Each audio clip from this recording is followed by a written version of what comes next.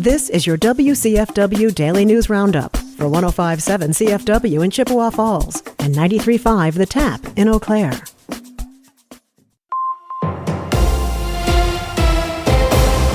105.7 CFW News, I'm James Kelly. Eau Claire officials gathered at the newly opened Downtown Transfer Center on Wednesday to celebrate Transit Equity Day. Transit Equity Day is held on February 4th to honor the birthday of Rosa Parks, whose refusal to give up her seat on a bus to a white passenger in 1955 sparked the over-year-long Montgomery bus boycott, a crucial moment in the civil rights movement. Phil Swanhorst is the Eau Claire Transit Commission chairperson and a former Eau Claire bus driver, and shared his thoughts on the history of Transit Equity Day in Eau Claire. And this is the 10th year since I attended a conference in Washington, D.C. to create February 4th. Why February 4th? We wanted an activist that believed in equity in transportation, and who better than Rosa Parks, and her birthday is February 4th. So 10 years ago, we created that, and by we, it was unions, it was management, it was Ireland, it was South Africa, it was European countries. In its proclamation declaring February 4th as Transit Equity Day, the Eau Claire City Council highlighted the importance of public transit as an essential service for residents to access things like healthcare and employment, as well as its importance in addressing climate change. Swanhorst also shared his thoughts on what future progress could look like for public transit in Eau Claire. Continued applicable ADA compliance.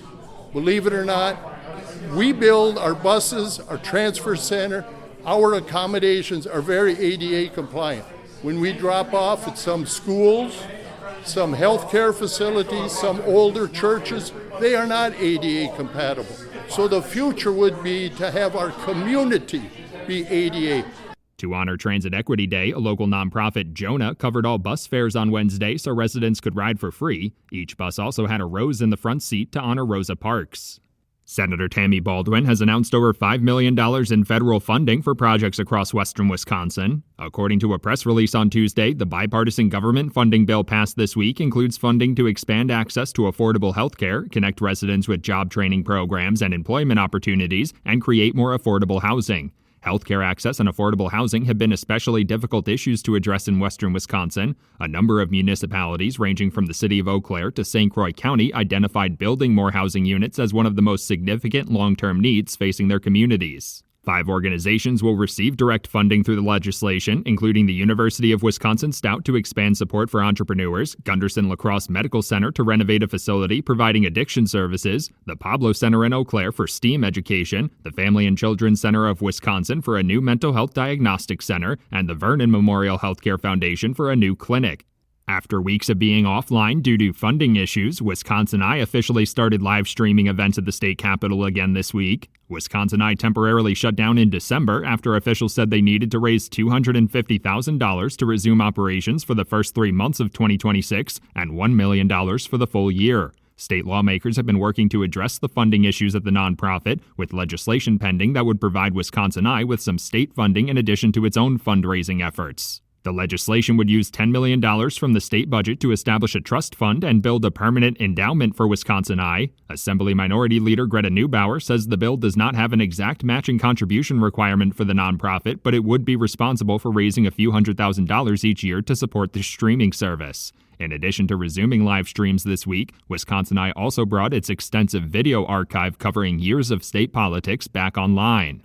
The city of Eau Claire is seeking more poll workers with the spring election about 2 months away. Officials from the city clerk's office say they need around 500 to 600 poll workers for each election across the city's 20 voting sites. Residents interested in serving as a poll worker for the April 7th election can find more information on the city's election website and submit their application. If approved, candidates will also need to attend a training session. Poll workers will receive pay at $8.25 an hour for both the election and training sessions. The Eau Claire City County Health Department is sharing tips on protecting yourself from carbon monoxide poisoning after 2 people were hospitalized in Pleasant Valley. Everyone should have working carbon monoxide detectors on every level of their home and replace the batteries twice a year. If you park your car in a garage, you should always turn the engine off inside to prevent carbon monoxide from building to an unsafe level. Residents should also avoid using generators and gasoline or propane heaters inside and have their furnace or wood-burning stove inspected every year.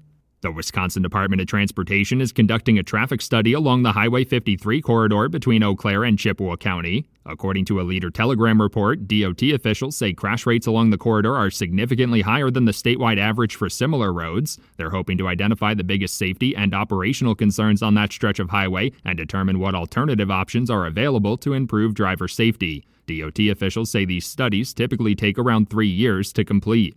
The Wisconsin Department of Transportation is also warning residents about a persistent scam that's popping up again. Scammers are impersonating tolling agencies, sending fake emails to potential victims claiming that they have overdue toll fees. If their victim clicks on the link provided in the email, it redirects them to a website that is designed to look like a real toll payment portal. DOT officials are reminding residents that Wisconsin does not have any toll roads, and if they're unsure if a payment request is legitimate, they should contact the toll agency directly.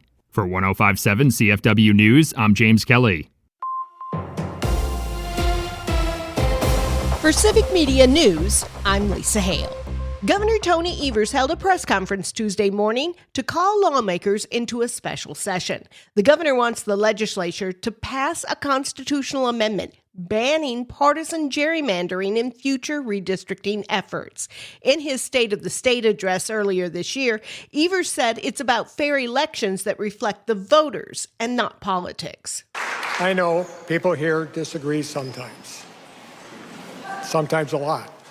Politics could get in the way of creating a nonpartisan redistricting commission that everyone can support. But there's one thing that we all should be able to do to agree on, which is that politics should stay out of the redistricting from start to finish. The special session will start at noon, April 12th, 2026.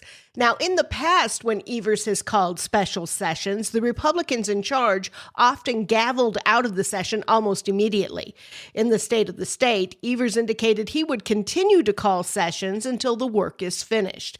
In Wisconsin, constitutional amendments must be considered in 2 consecutive legislative sessions before being placed on the ballot for voter approval.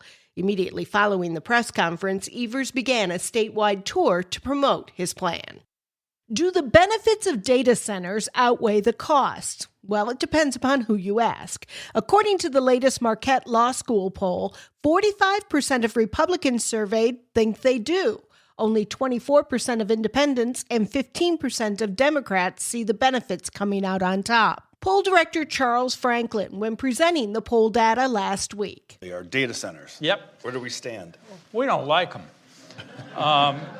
And we don't like them compared to where we were in October.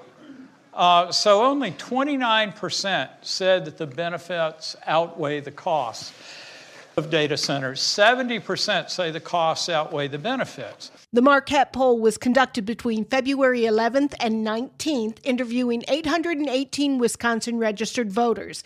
Its margin of error is plus or minus 4.3. Don't get scammed by someone pretending to be from the DMV.